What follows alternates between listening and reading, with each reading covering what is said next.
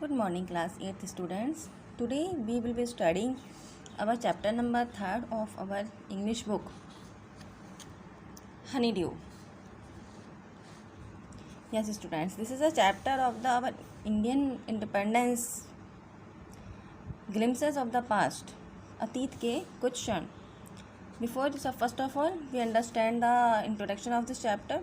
Here are some pictorial glimpses of the history of our country from 1757 to 1857. Students, आप सभी को पता है कि हमारे देश भारत के ऊपर और अंग्रेज़ों ने करीब 200 वर्षों से भी अधिक समय तक शासन किया था. तो ये जो कहानियाँ इसमें दिखाई गई हैं ये 1757 से लेकर के 1857 के दौरान की कहानियाँ हैं.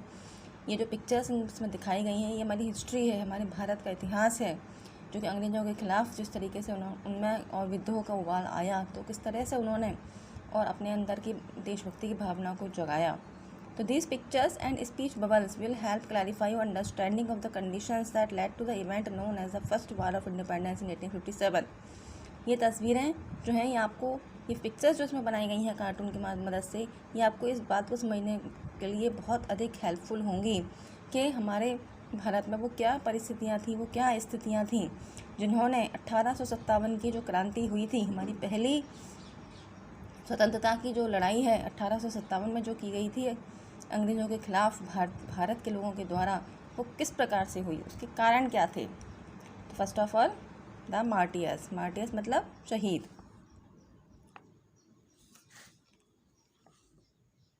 ओ माई कंट्रीमैन, ओ मेरे देश के लोगों, let your eyes fill with tears, अपनी आँखों को आंसुओं से भर लो. As you recall the sacrifice of India's martyrs, हमारे देश के शहीदों ने जिस प्रकार से अपनी ज़िंदगी गंवाई थी. ये एक फंक्शन दिल्ली में हो रहा था जिसमें लता मंगेशकर ने गाना गाया था, ए मेरे वतन के लोगों ज़रा आँख में भर लो पानी. तो ये वही गाने का सीन इसमें दिखाया गया है जिसमें जवाहरलाल नेहरू जी बैठे हुए हैं, लाल बहादुर शास्त्री बैठे हुए हैं. तो उसमें सबसे बड़ी बात यह है कि हमारे देश के लोगों ने, अनगिनत लोग जिन्होंने हमारे देश की आज़ादी के लिए अपनी कुर्बानियाँ दे दी, उन्होंने किस किस प्रकार से इन कुर्बानियों को दिया. तो आइए हम इस चैप्टर में समझते हैं. द कंपनीज कॉन्क्वेस्ट 1757 से 1849 तक. हमारे देश में ईस्ट इंडिया कंपनी जो थी वो एक ट्रेडिंग कंपनी बन करके आई थी और उसके बाद उसने धीरे धीरे एक एक करके हमारे देश के एक एक राज्य को जीत करके ब्रिटिश ईस्ट इंडिया में मिला दिया. और किस प्रकार से उन्होंने देश में अपने शासन की स्थापना की वो इसमें बताया गया है. विद इट्स सुपीरियर वेपन्स, अपने बहुत अधिक शक्तिशाली हथियारों के द्वारा the British East India company was extending its power in 18th century India. जो ब्रिटिश ईस्ट इंडिया कंपनी थी वो भारत में 18वीं शताब्दी में अपनी शक्तियों को बढ़ाती चली जा रही थी. ये हमारा वो इंडिया है जो कि 1765 में था. हमारे देश का नक्शा इस प्रकार का था. इसमें इंडियन प्रिंसेस जो थे वो येलो कलर के हैं, ब्रिटिशर्स जो हैं वो पिंक कलर के हैं और टेरिटोरी जो है वो बिल्कुल वाइट है. Indian princes were short-sighted. The upstart Raja Bah called the English merchants. They will help me to defeat him. The people had no peace due to such constant fights. लोग आपस में एक दूसरे से लड़ते रहते थे. जो राजा थे भारत के वो हमेशा एक दूसरे से लड़ाई करते रहते थे और अक्सर वो लोग अंग्रेज़ जो थे उनकी सहायता लेना चाहते थे एक दूसरे को हराने के लिए. The rivalries helped the East India Company and it could easily subdue Indian princes one by one. इन्हीं दुश्मनी की वजह से अंग्रेज़ों ने और भारत के एक एक करके सारे राजाओं को मार करके और या फिर अपनी कूटनीतियों से एक दूसरे के खिलाफ उनको विरोधी बना करके अपना साम्राज्य यहाँ पर बढ़ाना चालू कर दिया. A far seeing ruler like the brave Tipu of Mysore. Mysore के कर्नाटक के एक महाराज थे जिनका नाम था टीपू सुल्तान, जो कि हैदर अली के पुत्र थे और कर्नाटक में उनका शासन था. बहुत ही बहादुर राजा थे वो. Fought the British till he died fighting. वो अंग्रेज़ों से अपनी आखिरी सांस तक लड़ते रहे. उन्होंने अपनी आखिरी सांस तक अंग्रेज़ों से लड़ने में व्यतीत कर दी क्योंकि वे जानते थे कि अगर अंग्रेज़ इस देश में रह गए तो हमारे देश का पतन निश्चित है. Thank God there is no peace in the country now. No more wars and no looting by thugs.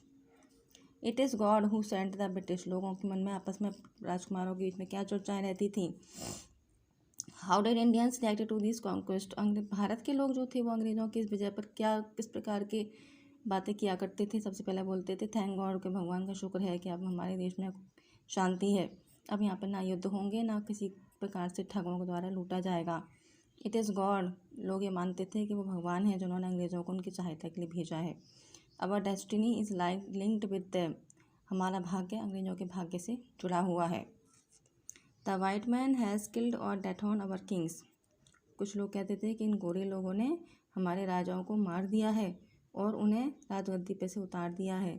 Some Kings were not good, कुछ राजा अच्छे नहीं थे इसलिए उनको मरना पड़ा। बट आफ्टर ऑल, लेकिन आखिर में, दे वर ऑफ दिस लैंड, वे इस ज़मीन के ही, इस भूमि के ही लोग थे।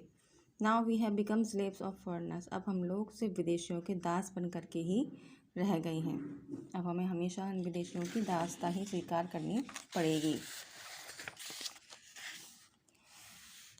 थर्ड पोर्शन में है ब्रिटिश रूल। ब्रिटिश रूल मतलब अंग्रेजी शासन, जो 1765 से 1836 के बीच में चला। Religious leaders preached ideas like untouchability and child marriage, उस दौरान जो हमारे देश के धार्मिक नेता थे उन्होंने कई सारे विचारों का प्रतिपादन किया, जैसे कि अनटचेबिलिटी मतलब अछूतवाद, छोटी जाति के लोगों को छूना जो है वो अछूत माना जाता था। कुछ जातियों को, उन्हें ऊंची जातियों के सामने आने से भी और बहुत अधिक अपमान का सामना करना पड़ता था। और दूसरी, हमारे देश में जो कुरीति थी, ऐसी कुरीति हमारे देश में काफ़ी सारी थी जिनकी वजह से हमारे देश में सामाजिक माहौल बड़ा ख़राब रहता था, जैसे कि अनटचेबिलिटी, चाइल्ड मैरिज मतलब बाल विवाह, सती प्रथा। तो ये कुछ ऐसे कार्य थे जिन्होंने हमारे देश के लोगों को और अंधविश्वासों से जकड़ रखा था।